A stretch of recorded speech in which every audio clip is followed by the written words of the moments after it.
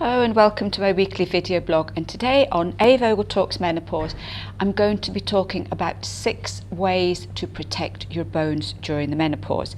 Now if you like my tips and advice, then please subscribe and remember to hit the bell icon so that you can be reminded and notified of my new videos each week. So how to protect your bones. This is a really important one for a number of reasons. Because this is a long-term process. A lot of women don't think about their bones in the menopause. There's so many other things going on that bone health tends to get completely neglected. And one of the things that happens is that if you do neglect your bones, then once you're postmenopausal, you are much more vulnerable to any kind of fracture. And the number of women who have hip fractures on a yearly basis is really quite staggering. And you know, once you fracture your hip, then that can compound all sorts of other areas of your health as well. So it's really important to look after your bones as well as you can. So how does the menopause affect your bones? The first thing really is just falling estrogen. Estrogen has a protecting effect on your bones. So obviously, as your estrogen starts to fall, your bones are less supported with the things that they need as you go through the menopause. And what can happen then is you are more at risk from bone loss, and also something called osteoporosis, which that's one of the things that can contribute to fractures, because your bones just get so weak that even a very small stumble can break your bones. Your nutritional needs go sky high in the menopause, and your bones need a lot of nutrients. So you need to make sure that you're getting enough of everything so that the body can help to protect the bones itself. The other problem here is for a lot of women, they put weight on in the menopause and then they go on crash diets.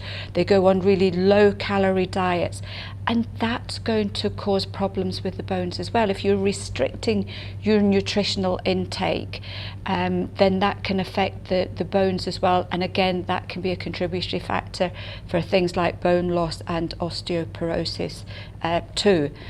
There's also the fact that once you are postmenopausal, your estrogen levels are going to be low all the time. So again, you're going to be more prone to all these kind of bone problems. So how can you look after your bones? What are the 6 things that you can do to help yourself?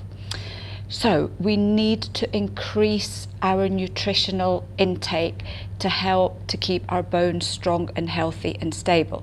So the main things we're looking at here are calcium, magnesium, vitamin D and vitamin K. One of the important things here, so many women to say to me, oh, can I just take a supplement? There is nothing wrong with supplements, but a supplement is just that. It supplements your diet, and it's far better for your bones and for your body if you can get as much of the nutrients that you need from your food rather than from popping a pill, and it's cheaper too. So let's look at calcium. The main foods that you can take that contain plenty of calcium, there's your nuts and seeds, there's beans and lentils. A lot of your green vegetables, believe it or not, contain calcium. A little bit of dried fruit, a little bit of dairy. Now the problem with dairy here is it's high in calcium, but it's very low in magnesium, and calcium and magnesium need each other for bone health. If you have high calcium and low magnesium, that will not help your bones at all. So it's really important that if you have dairy, that you have a lot of magnesium rich foods, but you just have a little bit of dairy. If you have dairy, again, try and get organic. It's much better than the normal ones as well. You can look at almonds, there's tofu. You can also look at sardines and salmon if you're not vegetarian. The little bones in these fish can be really helpful for your own calcium uptake as well. Magnesium, and again, a lot of the foods actually, nature's great because a lot of the foods will give you everything that you need for your bone health. So magnesium, again, your nuts and seeds, your healthy grains and pulses, things like quinoa is a really super duper one for magnesium. You've got your beans, avocados. I love avocados. And it's great now that you can actually get these little mini ones, and I very often have half a one every day for a little bit of a snack. So it's a great way to get extra magnesium into your system. Again, with magnesium, you can also look at your whole grains as well, and your dark green leafy veg.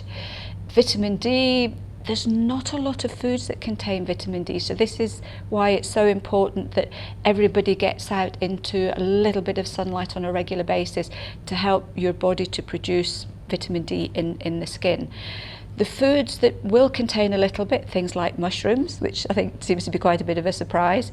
You can look at fatty fish as well, so that would be your fresh tuna, not tin tuna, and things like your salmon, sardines as well. Again, your dairy, your eggs, and things like beef liver as well if you're not vegetarian.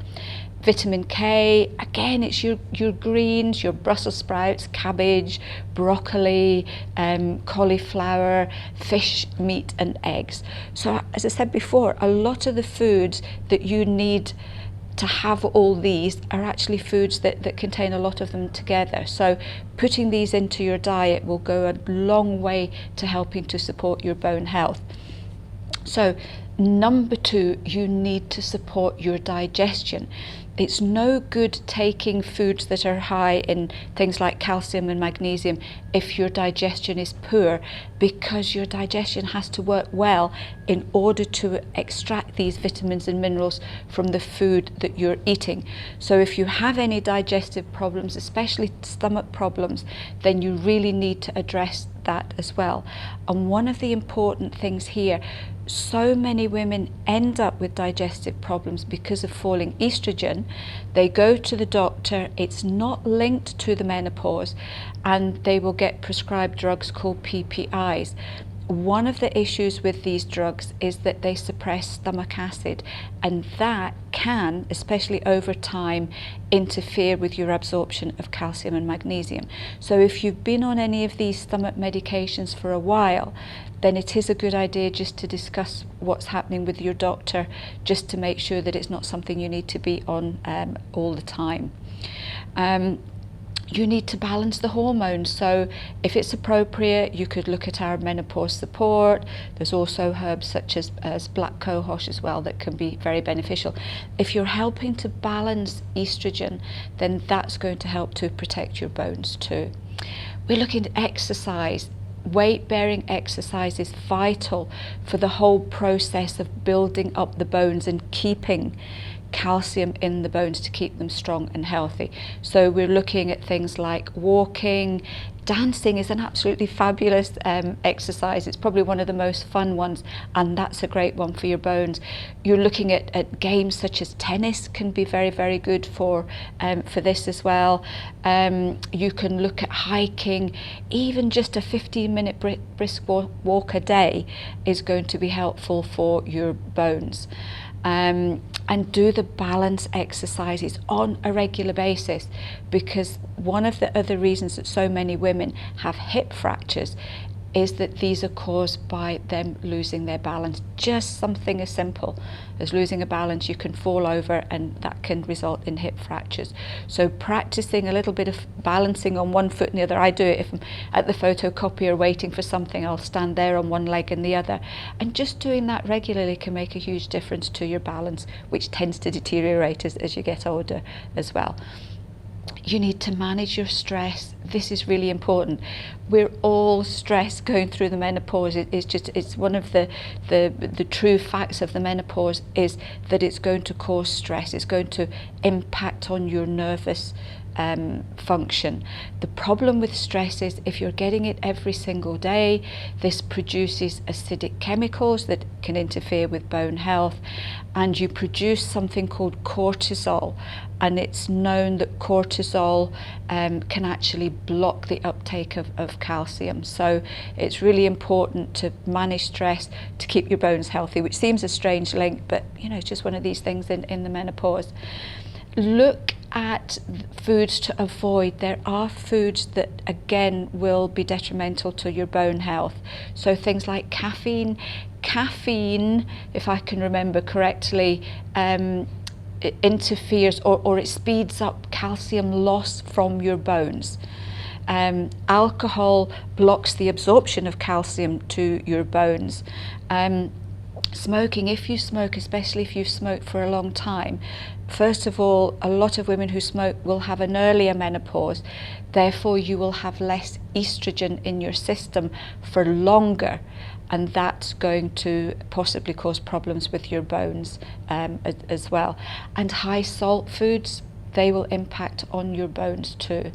So as you can see, they're quite simple things. So it's just looking at your diet, supporting your digestion, balancing your hormones, exercising, managing stress, and avoiding certain foods that are going to cause problems with your bones. So I hope you certainly try these out.